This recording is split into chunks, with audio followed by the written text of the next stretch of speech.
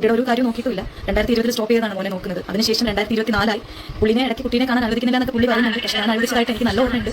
ഞാനും എൻ്റെ മോൻ്റെ അമ്മയുമായിട്ട് യാതൊരു പ്രശ്നവും ഉണ്ടായിരുന്ന ചിലത്തിൽ ചെറിയ അത് പലരും ആവശ്യമില്ലാതെ കയറ്റി വെച്ച് കൊടുത്തിട്ട്. എൻ്റെ പൊന്ന് അതുലേ, ഒരു കാര്യം ഞാൻ തുറന്നു പറയാം. ഭീഷണിയൊക്കെ വരും. ഭീഷണി എന്നൊക്കെ പറയുമ്പോൾ സെൻറ്റിമെൻ്റ് ആയിട്ടുള്ള കുറച്ച് കാര്യങ്ങളൊക്കെയാണ്. ഞാനൊരു എക്സാമ്പിൾ പറഞ്ഞുതരാം. എന്നോട് പറഞ്ഞൊരു കാര്യമാണ്, എൻ്റെ മോൻ വളർന്നു വരുമ്പോൾ അവൻ്റെ ഭാവിയിൽ ഇത് എന്നെ മോശമായിട്ട് കരുതും, ഇങ്ങനെയൊക്കെയുള്ള കാര്യങ്ങളൊക്കെ ആയിരിക്കും പുള്ളിക്കാരൻ പറയുകയൊക്കെ ചെയ്യുന്നത്. ഞാൻ പണ്ടുതൊട്ട് കേൾക്കുന്ന ഒരു സംഭവമാണ്. അങ്ങനെ വല്ലതും പറയുകയാണെങ്കിൽ നീ ഇത്ര മാത്രം പറഞ്ഞാൽ മതി. അതായത് പണ്ടൊരു പ്രമുഖനായ യൂട്യൂബറിൻ്റെ ചാനലിൽ അമ്മയുടെ, അതായത് ഈ പറയുന്ന ആ കൊച്ചൻ്റെ അമ്മ, അതായത് ചിഞ്ചു എന്ന് പറയുന്ന DJ കുട്ടൻ ബെഡായി സംബന്ധമായിട്ടുള്ള കാര്യം സംസാരിക്കാനാണ് ഞാൻ ഇവിടെ വന്നേക്കുന്നത്. നമ്മുടെ അതുൽ വ്ളോഗ്സിൻ്റെയും VV ഹെയറിൻ്റെ ഒരു വീഡിയോ കാണാനായിട്ടുണ്ടായിരുന്നു. അപ്പോൾ ആ ഒരു വീഡിയോ കണ്ടപ്പോഴാണ് ഒരു വർഷം മുമ്പ് ഞാൻ എൻ്റെ ചില കാര്യങ്ങളൊക്കെ ആലോചിച്ച് പോയത്. അതായത് ഈ ചിഞ്ചു VSൻ്റെ ആദ്യത്തെ ഇൻ്റർവ്യൂ എടുത്ത് ഞാനായിരുന്നു. ചേച്ചി ഈ പറയുന്ന ദുബായിലും ബാംഗ്ലൂരിലും ഞാൻ ഇവിടെ നിന്ന് എടുത്തൊരു ഇൻ്റർവ്യൂ ആണ്. ഓക്കെ, അത് അത്യാവശ്യം വൈറലായിട്ടുണ്ടായിരുന്നു. അങ്ങനെ DJ കുട്ടൻ്റെ വീട്ടിലേക്ക് വന്നു. ഒരു 3 മണിയൊക്കെ ആയപ്പോൾ മോനെ അത് മരടാ മോനേടാ എന്നൊക്കെ പറഞ്ഞപ്പോൾ ഞാൻ ആക്കി. പക്ഷേ DJ കുട്ടൻ പല ആൾക്കാരുടെ അടുത്തും പറഞ്ഞത് ഡാനിയുടെ കുത്തിനെ കയറി പിടിച്ചിട്ട് ആണ് വീഡിയോ ഒക്കെ ഡിലീറ്റ് ചെയ്തെന്നാണ് പറയുകയൊക്കെ ചെയ്തത്. ഓക്കെ, എന്തെങ്കിലും ആട്ടെ, ഡയലോഗിനടിയും പഞ്ചിനും ഒന്നും ഒരു കുറവുമില്ലാത്തൊരു വ്യക്തിയാണ്. അടിക്കേണ്ട കാര്യങ്ങളൊക്കെ നല്ലപോലെ അടിക്കുന്നുണ്ട്. പക്ഷേ ഒന്ന് തിരിച്ച് കേട്ടാൽ, അല്ലെങ്കിൽ ആരെങ്കിലും ഒന്ന് നുള്ളിയാൽ, അല്ലെങ്കിൽ ഒന്ന് പിച്ചിയാൽ, ഒന്ന് മാന്തിയാൽ അപ്പം തന്നെ പുള്ളിയുടെ ലെവൽ അങ്ങ് മാറിപ്പോകും. അപ്പം തന്നെ പുള്ളിക്ക് അങ്ങ് ഒരു വെപ്രാളം, ടെൻഷൻ. പിന്നെ എന്താ ചെയ്യാൻ പറ്റുന്നതെന്ന് ആ വ്യക്തിക്ക് പോലും അറിയാൻ പറ്റാത്ത ഒരു സിറ്റുവേഷനാണ് പുള്ളിയുടെ. അത് നമുക്ക് മനസ്സിലാക്കാൻ പറ്റും. ജീവിതകാലം മുഴുവൻ ഇങ്ങനെ ആയി പോകുമെന്ന് ഞാൻ ആലോചിച്ച് നോക്കിയത്. ഇങ്ങനെ ടെൻഷൻ അടിക്കാൻ മാത്രം എന്താണ്, നമ്മൾ സോഷ്യൽ മീഡിയയിലൊക്കെ നിൽക്കുമ്പോൾ നമ്മൾ എപ്പോഴും സ്റ്റാറായി മാത്രം നിൽക്കണമെന്നാണ് ആഗ്രഹം. അല്ല, അപ്പും ഡൗണും ഒക്കെ ഉണ്ടാവും. അതൊക്കെ ഫേസ് ചെയ്യാനുള്ള ധൈര്യം വേണം. ആ ധൈര്യം ഉണ്ടെങ്കിൽ നമ്മുടെ കൂടെ ആര് വേണമെങ്കിലും നിന്ന് പോകും. ഒരു പെണ്ണിന് നമുക്ക് ഏറ്റവും കൂടുതൽ ഇത് വേണ്ടതെന്ന് വെച്ചാൽ ധൈര്യം കൊടുക്കുക എന്നുള്ള രീതിയിലല്ലേ. അപ്പം വരുന്ന പെണ്ണിനാണെങ്കിലും എൻ്റെ ചെക്കനൊരു ചങ്കുറപ്പുള്ളവനാണ് എന്നുള്ളൊരു തോന്നൽ ഉണ്ടാകും. അതില്ലാണ്ടാക്കരുത്. ഓക്കെ, എന്തായാലും നമുക്ക് ആ വീഡിയോയിലോട്ട് പോകാം. അതുൽ വ്ളോഗ്സിൻ്റെ വീഡിയോ ആണ് ഞാൻ കാണാനിടയായത്. മെയിനായിട്ട് വിവി ചേട്ടൻ്റെ കണ്ടു, അതിൻ്റെ കുറച്ച് കമൻസും കാര്യങ്ങളൊക്കെ കണ്ടിട്ടുണ്ടായിരുന്നു.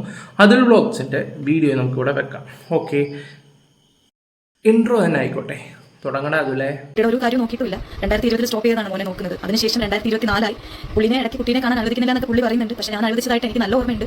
ഞാനും എൻ്റെ മോൻ്റെ അമ്മയുമായിട്ട് യാതൊരു പ്രശ്നവും ഉണ്ടായിരുന്ന ചിലത്തിൽ ചെറിയ അത് പലരും ആവശ്യമില്ലാതെ കയറ്റി വെച്ച് കൊടുത്തിട്ട്. Next thing he told me was, നമ്മളിത് ഇങ്ങനെ ഒരു തീരുമാനം എടുത്തു, ഓക്കെ, ബട്ട് ഖുഷിയുടെ അടുത്തും കൂടി ചോദിക്കണം. We should know if she is also okay with it. ആര്യയുടെ മകളെ സ്വന്തം മകളായി കാണുകയും എന്നാൽ സ്വന്തം ചോരയിൽ പിറന്ന മകനെ വല്ല ആണ്ടിലും പോയി കാണുന്നതും ഒരു ഫെയർ ആയിട്ടുള്ള ഒരു കാര്യമാണ്. കാര്യം തുറന്ന് പറയാലോ, അവർ കണ്ട കാര്യം ഞാൻ പറയാം കറക്റ്റായിട്ട്. എനിക്ക് തോന്നുന്നു ഡിസംബറിലാണ് ഈ പറയുന്ന ഡിവോഴ്സിന്റെ കാര്യങ്ങളൊക്കെ പേപ്പേഴ്സും കാര്യങ്ങളും നീക്കിയതും ഫെബ്രുവരി കൺഫേം ആയിട്ടും ഇത് ഫൈനൽ ഒരു തീരുമാനം വന്നിട്ടുണ്ടായിരുന്നു. അതിനുശേഷം ഈ പറയുന്ന ഒരു വ്യക്തി, എനിക്ക് തോന്നുന്നു ഒരു 28-27 ആ ഒരു സമയത്താണ് ഈ പറയുന്ന കുട്ടീനെ കാണുന്നത്. കുട്ടീനെ കണ്ടു, കുട്ടിക്ക് സ്നാക്സ് ഒക്കെ മേടിച്ചു കൊടുത്തു. വെച്ചിട്ട് ഈ പറയുന്ന അമ്മ മാറി നിൽക്കുക ചെയ്തത്. അത് വേറെ കാര്യം, അവർക്കുണ്ടെങ്കിൽ ഒട്ടും താല്പര്യമില്ല. പിന്നെ എന്താ പറയണ്ടേ, കൊച്ചിൻ്റെ ഒരു കാര്യം ഓർക്കുമ്പോൾ മാത്രമാണ് പരമാവധി അവരെല്ലാത്തിനും ഒഴിഞ്ഞു മാറാനേ അവർ ശ്രമിക്കുന്നുള്ളൂ. ചിഞ്ചു ചേച്ചി ഉള്ള കാര്യം തുറന്നു പറഞ്ഞാൽ അവർക്ക് ആ ഒരു സംസാരിക്കാനോ ഒരു ഫ്രണ്ട്ഷിപ്പിനോ പോകാനോ ഒട്ടും താല്പര്യമില്ല. പിന്നെ അവരെ തന്നെയാണ് ഇങ്ങനെ ഓരോ കാര്യം പറഞ്ഞ് ഇങ്ങനെ കോൺടാക്ട് ചെയ്യാൻ വരികയൊക്കെ ചെയ്യുന്നത്. ഓക്കെ, അത് നമ്മൾ അറിഞ്ഞിട്ടുള്ളൊരു കാര്യമാണ് സത്യത്തിലാണ്. പിന്നെ ഒരു കാര്യം കൂടെ എനിക്ക് പറയാനുണ്ട്. ഇപ്പം കല്യാണം കഴിക്കാൻ പോകുന്ന വ്യക്തിയുടെ മകളെ ഭയങ്കരമായിട്ട് കെയറിങ് ചെയ്യുന്നുണ്ട്. നല്ല കാര്യം, സന്തോഷമുള്ളൂ. ഒരുമിച്ച് പോകുന്നതിനൊക്കെ ഇവിടെ ആർക്കും ഇതൊന്നുമില്ല.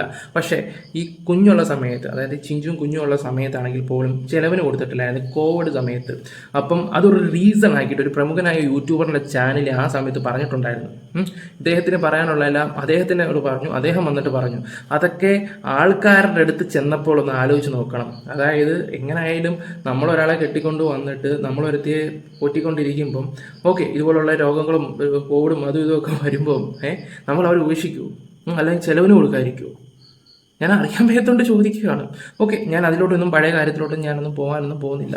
എല്ലാവർക്കും നമസ്കാരം. DJ സിബിൻ, ആര്യഭട്ടായി രണ്ടുപേരും എൻഗേജ്മെന്റ് ഒക്കെ കഴിഞ്ഞു, കല്യാണം കഴിക്കാൻ പോകുന്നു എന്നാണ് പറയുന്നത്. അതുപോലെ ചില സ്ഥലങ്ങളിൽ പറയുന്നു കല്യാണം കഴിഞ്ഞെന്ന് പറയുന്നുണ്ട്. എന്തൊക്കെയോ അങ്ങനെ കുറെ നൂലാമലകളായിട്ട് കിടക്കുന്നു. എന്തായാലും റീസെന്റ് അവർ തന്ന അപ്ഡേഷൻ പ്രകാരം എൻഗേജ്മെന്റ് കഴിഞ്ഞു, ഇനി അടുത്ത് കല്യാണത്തിലോട്ട് നടക്കട്ടെ, എല്ലാം മംഗളമായി നടക്കട്ടെ. പക്ഷെ ആര്യയുടെ ഒരു ലേറ്റസ്റ്റ് ഇന്റർവ്യൂ ഞാൻ കണ്ട്. ആ ഇന്റർവ്യൂ കണ്ട സമയത്ത് എനിക്ക് ഒട്ടും ഡൈജസ്റ്റീവ് ആയിട്ടില്ല. അതുപോലെ വിവി ഹിയറിൽ സിബിന്റെ വോയിസും ഞാൻ കണ്ടിട്ടുണ്ടായിരുന്നു. ഈ രണ്ട് സാധനങ്ങൾ എനിക്ക് ഒട്ടും ഡൈജസ്റ്റ് ആയിട്ടില്ല. അത് എന്റെ പേഴ്സണൽ അഭിപ്രായമാണ്. പ്രത്യേകിച്ച് ആര്യയുടെ മകളെ സ്വന്തം മകളായിട്ട് കാണുകയും എന്നാൽ സിബിന്റെ മകനെ സ്വന്തം മകനായിട്ട് തന്നെ ഞാൻ കാണുന്നു എന്ന് പറഞ്ഞിട്ട് വല്ല ആണ്ടിലും ആവണിക്കും പോയിട്ട് സല്യൂട്ട് അടിച്ചിട്ട് വരുന്നതാണോ ഒരു ഗുഡ് പാരന്റ്, അല്ലെങ്കിൽ ഒരു അച്ഛൻ എന്ന് പറയുന്നതാണ് എന്റെ ഒരു ചോദ്യം. നമുക്ക് കാര്യം മാത്രമേ എനിക്ക് പറയാനുള്ളൂ.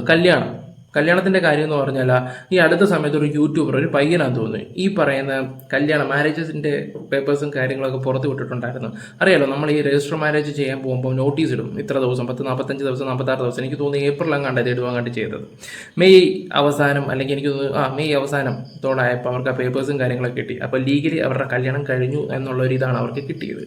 ഓക്കെ, ഇപ്പോൾ അവർ ഈ പറയുന്ന നിശ്ചയം കാര്യങ്ങളൊക്കെയാണ് സോഷ്യൽ മീഡിയ വന്നിട്ട് കാണിച്ചിരിക്കുന്നത്. ചിലപ്പോൾ ഇനി അടുത്തത് കല്യാണം. ഓക്കെ, ഞാൻ ഇവിടെ പറയാൻ വന്ന ഒരു കാര്യം എന്താണെന്ന് വെച്ചാൽ, ചിലപ്പോൾ അവരത് ഹൈഡ് ചെയ്യുന്നതായിരിക്കാം.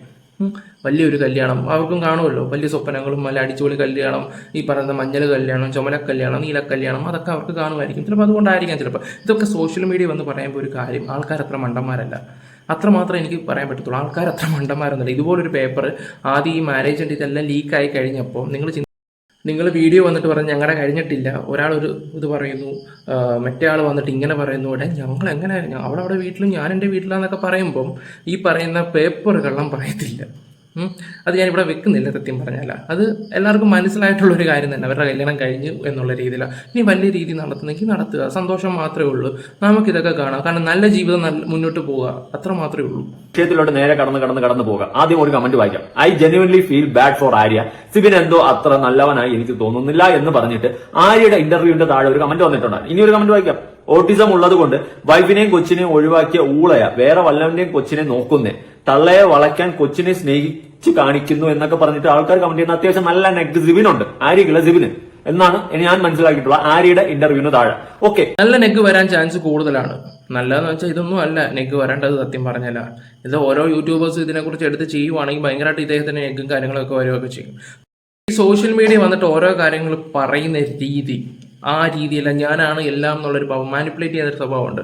എക്സാമ്പിൾ ഞാൻ പറയാം. ബിഗ് ബോസ് ഷോ എന്ന് പറയുന്ന ഒരു ഷോയെ കുറിച്ച് പറയുന്നതെന്ന് വെച്ചാൽ, ഈ ഷോ സ്ക്രിപ്റ്റഡ് ആണെന്ന് പറയുമ്പോൾ, അല്ലെങ്കിൽ ഈ ഒരു ഷോ എന്താ പറയണ്ടേ, ഷോയിലുള്ള അകത്തെ ആൾക്കാർ ഈ പറയുന്ന ഡ്രഗ്സ് കൊടുത്തെന്ന് പറയുമ്പോഴൊക്കെ ഒരു ഇതാണ്. ഈ നമ്മുടെ നാട്ടിൻപുറത്തെ ആൾക്കാർ ഒരു ചിന്താഗതിയുണ്ട്.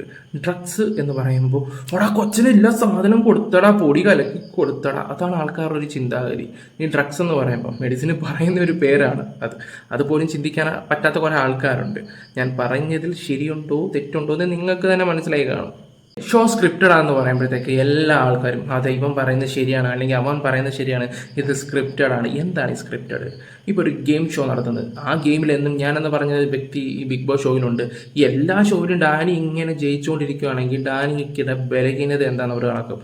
ഇപ്പം ഓൾറെഡി തന്നെ നമ്മൾ ചെല്ലുമ്പോൾ നമ്മുടെ ഫുൾ കാര്യങ്ങൾ പറയും, എനിക്ക് നീന്താൻ അറിയാം, അല്ലെങ്കിൽ നീന്താൻ അറിയത്തില്ല, എനിക്ക് അത് പേടിയാണ്, ഇത് പേടിയാണ്, അല്ലെങ്കിൽ കൊക്കറോച്ച് അത് ഇത് എന്നൊക്കെ പറയുമ്പോൾ ഇവരിതൊക്കെ ചെക്ക് ചെയ്ത് അതിനകത്ത് എന്തെങ്കിലും കിട്ടും. ഡാനിക്ക് എന്താണ് അത് ബലഹീനത, ആ സാധനമായിരിക്കും അവർ ആ ടാസ്കിലിടുന്നത്.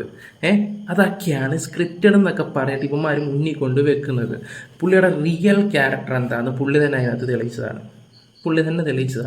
അതിനകത്ത് എന്തൊക്കെ പറയും. ഇപ്പം ഞാനൊരു കാര്യം ചോദിച്ചോട്ടെ, അന്ന് കൂടെ നിന്ന ആൾക്കാർ, സപ്പോർട്ട് ചെയ്ത ആൾക്കാർ എന്തുകൊണ്ട് ഇപ്പോൾ കൂടെ നിൽക്കുന്നില്ല? നിങ്ങൾ തന്നെ പറഞ്ഞു നോക്ക്.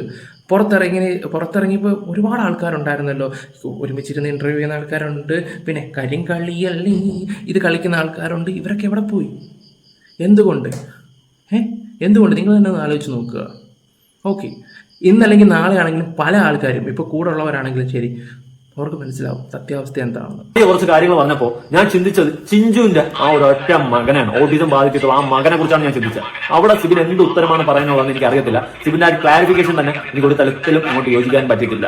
കാരണം ഇതുപോലത്തെ കുറച്ച് കമന്റ്സും കാര്യങ്ങളൊക്കെ വന്ന സമയത്ത് സിബിൻ ഒരു എക്സ്പ്ലനേഷൻ, 2 ചോദ്യങ്ങൾക്കുള്ള എക്സ്പ്ലനേഷൻ വിവി ഹിയറിൽ കൊടുക്കുന്നുണ്ട്. ഞാൻ എന്തായാലും ആദ്യം ഒന്ന് കേൾപ്പിച്ചിട്ട് ബാക്കി. ഞാനും എൻ്റെ മോൻ്റെ അമ്മയുമായിട്ട് യാതൊരു പ്രശ്നവും ഇല്ല. ഉണ്ടായിരുന്ന ചിലത് ചെറിയ അത് പലരും ആവശ്യമില്ലാതെ കയറ്റി വെച്ച് കൊടുത്തിട്ടുണ്ടായ ചില പ്രശ്നങ്ങളേ ഉള്ളൂ. ഇപ്പോൾ ഒരു കുഴപ്പമില്ല. ഞങ്ങൾ ഗുഡ് ടേംസിലാണ്. നമ്മൾ കോ പാരന്റിങ് ആണ്. റയാനെ അന്നും ഇന്നും എന്നും ഞാൻ അവൻ്റെ കൂടെ തന്നെ ഉണ്ട്. ഇനി അങ്ങോട്ട് അത് തന്നെയാണ്. മോൻ്റെ കാര്യത്തിലൊന്നും ഒരു കാര്യം പോലും ഇടപെടാതിരിക്കുകയോ മാറി നിൽക്കുകയൊന്നുമല്ല.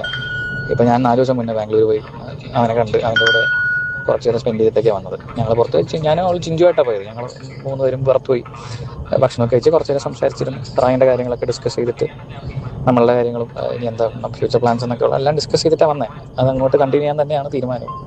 എൻ്റെ ചോരയല്ലേ അളിയാ, എൻ്റെ ചോര വിട്ടിട്ട്. ഓക്കെ, ഈ ഒരു കാര്യം ഈ പറയുന്ന കൊച്ചിന് ഒരു സ്നാക്സും കാര്യങ്ങളൊക്കെ മേടിച്ചു കൊടുത്തിട്ടുണ്ടായിരുന്നു. ഞാനത് ഓൾറെഡി നിങ്ങളോട് പറഞ്ഞിട്ടുണ്ടല്ലോ. സ്നാക്സ് മേടിച്ചു കൊടുത്ത് ഈ പറയുന്ന ഫോട്ടോയും കൊച്ചിനായിട്ട് പെർമിഷൻ ചോദിച്ചിട്ടാ ഫോട്ടോസും കാര്യങ്ങളും എടുക്കുകയൊക്കെ ചെയ്തത്. അതിൻ്റെ ഒന്നും ആവശ്യമില്ല, പെർമിഷനോ ചോദിക്കേണ്ടതെന്ന് ആവശ്യമില്ല. സ്വന്തം മോനല്ലേ, എടുക്കുക. അതൊന്നും ഒരു വിഷയമായിട്ടുള്ള കാര്യങ്ങളൊന്നുമില്ല. അവിടെ എന്തൊക്കെയാണ് സംഭവിച്ചെന്നുള്ള കാര്യങ്ങൾ A to Z കാര്യങ്ങൾ നമുക്കറിയാം. പിന്നെ ആ ഒരു വ്യക്തിക്ക് ഈ ഒരു പറഞ്ഞൊരു വ്യക്തിയായിട്ട് സഹകരിക്കണമെന്നൊന്നും ഒട്ടും ഒരു താല്പര്യമില്ല. ഇപ്പം ഇവരുടെ ലൈഫ് നോക്കി പോകുന്നതിൻ്റെ ഇടയ്ക്ക് പിന്നെ അങ്ങോട്ട് ചെല്ലേണ്ട ആവശ്യമില്ല. പിന്നെ കുട്ടീനെ കാണേണ്ട ഒരു അവകാശമാണ്, അത് പോയി കാണുക. അത് കാണുക തന്നെ ചെയ്യണം. ഇപ്പോൾ ഞാൻ പറയുന്നത് എന്താണെന്ന് വെച്ചാൽ, ഇത് കാണുവാണെങ്കിൽ ചിഞ്ചു ചേച്ചിയുടെ കൂടെ ഒരു കാര്യം, ആ വീട്ടിൽ വേറെ പല ആൾക്കാരുണ്ടെങ്കിൽ അവരെ കൂട്ടുപിടിച്ചിട്ട് കൊച്ചിനെ കാണാൻ പോകും. നിങ്ങൾക്ക് ബുദ്ധിമുട്ടാണെങ്കിൽ നിങ്ങൾ മാറി നിൽക്കാൻ ശ്രമിക്കുക. എന്നാലും അവനെ കൊണ്ടുപോകാനോ തട്ടിക്കൊണ്ടുപോകാനോ ഒന്നും വരുമൊന്നുമില്ല. അത് അത്രമാത്രം ചെയ്താൽ മാത്രമേ ഉള്ളൂ. ഇന്ന് സോഷ്യൽ മീഡിയയിൽ ഈ പറയുന്ന ബെഡായുടെ ഇൻ്റർവ്യൂ വന്നിട്ടുണ്ടായിരുന്നു. ആ ഇൻ്റർവ്യൂ വന്നതിന് ശേഷമാണ് ഈ പറയുന്ന ബിബി ഹിയറിൻ്റെ ചാനലിൽ ഈ ഒരു വീഡിയോയും വോയിസും വരുന്നത്. അതിന് ഒരു കുറച്ച് സമയത്തിനുള്ളിൽ തന്നെ ഈ പറയുന്ന ബെഡായുടെ സ്റ്റോറിക്കകത്ത് ഈ പറയുന്ന കൊച്ചിനും ഈ പറയുന്ന DJയും കൂടെ നിൽക്കുന്നതായിട്ടുള്ള ഫോട്ടോസും കാര്യങ്ങളും നിങ്ങളൊന്ന് ആലോചിച്ച് നോക്കിയേ. ഇപ്പോൾ 3-4 ദിവസം മുമ്പ് പോയ ഒരു വ്യക്തിയാണെങ്കിൽ എന്തിന് ഇപ്പോൾ എടുത്തിട്ട് ആ ഫോട്ടോ ഇടുന്നു? എന്നിട്ടുകൂടായിരുന്നു. ഈ ഇൻ്റർവ്യൂ വന്നു, ഈ പറയുന്ന ബിബി ഹിയർ ഒരു വീഡിയോ ഇട്ട് കഴിയുന്നു, അതിൻ്റെ ഇടയ്ക്ക് ഫോട്ടോ ഇടുന്നു, പിന്നെ മെൻഷൻ ചെയ്യുന്നു. ഈ മെൻഷൻ ചെയ്ത സമയത്താണെങ്കിൽ ഈ പറയുന്ന ഈ ചിഞ്ചു ബിയേഴ്സിന് ഒരുപാട് ഈ റിക്വസ്റ്റുകൾ വരുന്നുണ്ടായിരുന്നു. ഒരുപാട് റിക്വസ്റ്റുകളും കാര്യങ്ങളും.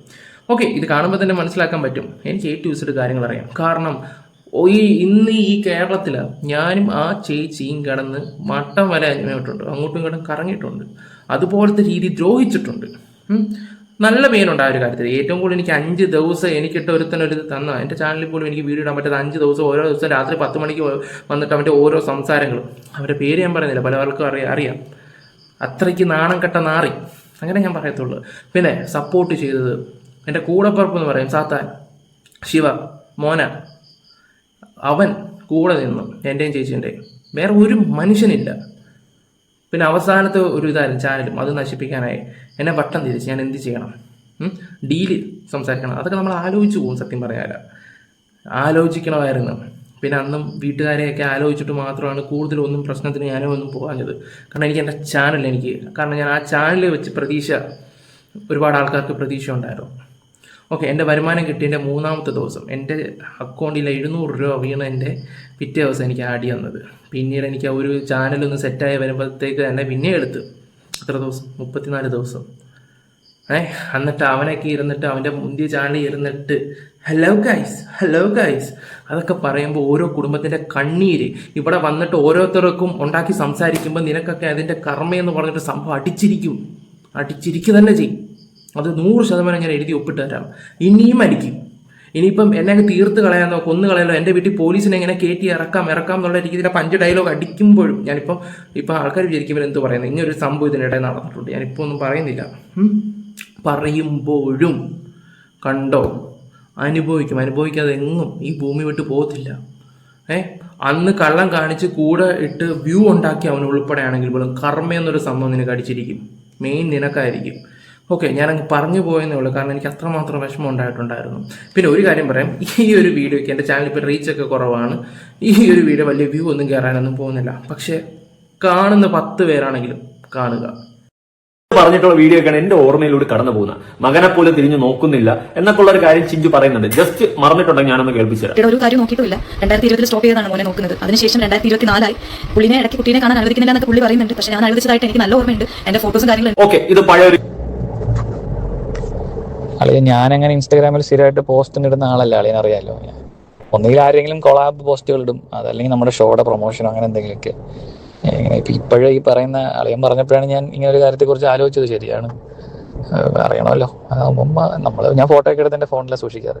എൻ്റെ ഫോണിൽ ഒരു ഫോൾഡർ തന്നെ ഉണ്ട് അവൻ്റെ ഫോട്ടോസ്. നിങ്ങൾ ആ വോയിസ് ശ്രദ്ധിച്ചോ പുള്ളിയുടെ?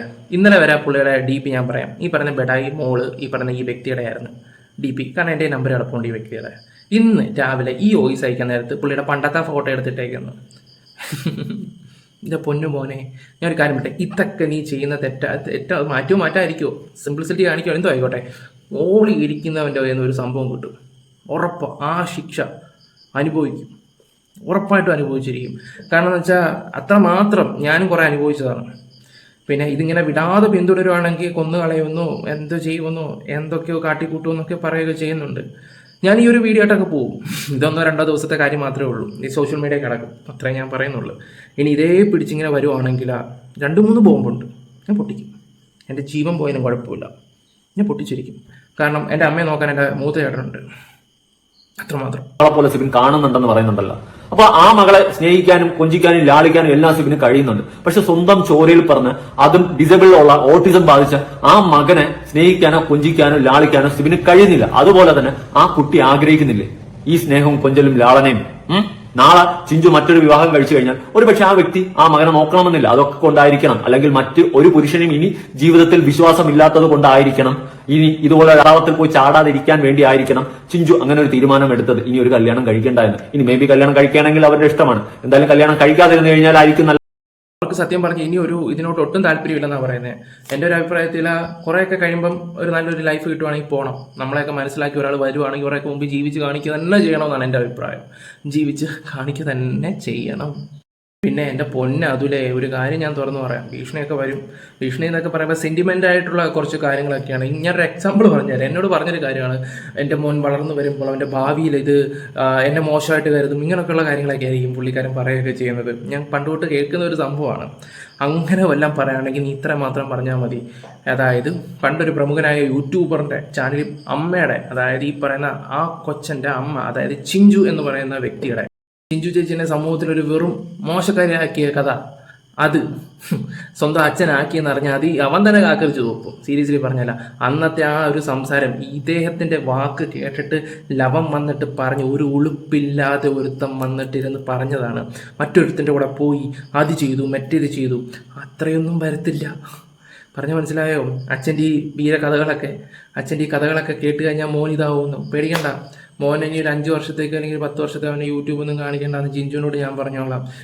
10 വർഷത്തേക്ക്, 5 വർഷം കഴിയുമ്പോൾ ഈ വീഡിയോ ഞങ്ങൾ കട്ട് ചെയ്ത് മാറ്റിയേക്കാം, പ്രശ്നം തീർന്നേ. ഞാനിത് പറയുവാണെങ്കിൽ ഒരുപാട് പറയേണ്ടേ ഉള്ളൂ. ആ പെണ്ണിൻ്റെ ആ ഒരു ചേച്ചിയുടെ, നിങ്ങളൊക്കെ സുഖമായിട്ടൊക്കെ ജീവിക്കുന്നുണ്ട്. അവരിപ്പോൾ ഒറ്റയ്ക്ക് ഇപ്പോഴാണ് കഴിയുന്നത്, ഒറ്റയ്ക്ക് ഇപ്പോഴാണ് അവർ കഴിയുകയൊക്കെ ചെയ്യുന്നത്. അവരുടെ കാര്യം നോക്കി പോയിക്കൊണ്ടിരിക്കുകയാണ്.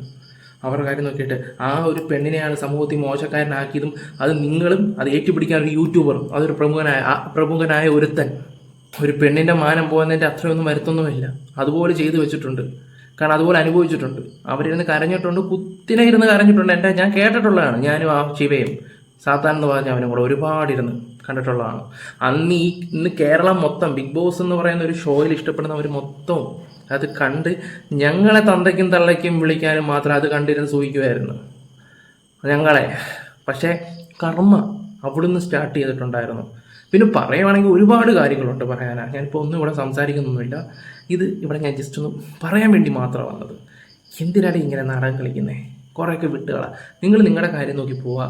ചിഞ്ചുവിൻ്റെ പാട്ടിന് വിട്ടേക്കുക, അതായിരിക്കും നല്ലത്. ഒരു കാര്യം ഞാനിവിടെ കാണുന്ന 10 പേരെങ്കിൽ 10 പേര് കാണുന്ന വ്യൂവേഴ്സിനോട് എനിക്കൊരു കാര്യം പറയാം, അവർക്ക് ഒട്ടും താല്പര്യമില്ല, മിണ്ടാനും ഒന്നും താല്പര്യമില്ല. പിന്നെ ഗതികേട് കൊണ്ട് മാത്രം. ഞാൻ പിന്നെ ഒരുപാട് കാര്യങ്ങളൊന്നും ഞാൻ പറയുന്നില്ല. എൻ്റെ ഇവിടെ കിടക്കട്ടെ. ഇനി പറയാൻ ചില ആൾക്കാരുണ്ടെങ്കിൽ അവർ വന്ന് പറഞ്ഞോളൂ. ഓക്കെ ഗൈസ്, നമ്മുടെ വീഡിയോസ് ഇഷ്ടപ്പെട്ടാൽ ലൈക്ക് ഷെയറും സബ്ബും ഒക്കെ ചെയ്യുക. പിന്നെ ബെഡായുടെ വീഡിയോ വെക്കണമെന്നുണ്ട്, പക്ഷെ വേണ്ട.